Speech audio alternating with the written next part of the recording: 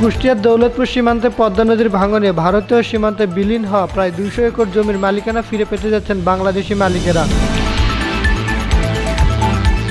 রবিবার অনুষ্ঠিত দুই দেশের সীমান্তরক্ষী বাহিনীর ঊর্ধ্বতম কর্মকর্তাদের সৌজন্য বৈঠকে বিবাদমান জমি নিয়ে আলোচনা পুনরায় জরিপ করে মালিকানা প্রকৃত মালিকদের বুঝিয়ে দেওয়ার সিদ্ধান্ত নেওয়া হয়। এ তথ্য নিশ্চিত করেছেন বিজিবি 47 ব্যাটালিয়নের অধিনায়ক লেফটেন্যান্ট কর্নেল মোহাম্মদ মাহবুব মুর্শেদ রহমান। তিনি বলেন, বিবাদমান জমিগুলো পুনরায় জরিপ করে প্রকৃত মালিকদের ফিরিয়ে দেওয়ার সিদ্ধান্ত নেওয়া হয়েছে। বিবাদমান জমিগুলো ভারত সীমান্তের দৌলতপুর উপজেলার কৃষ্ণপুর ইউনিয়নের পদ্মা নদী ঘেঁষা 40 পাড়া এলাকার। রিফাতুল ইসলাম, স্কাই চ্যানেল।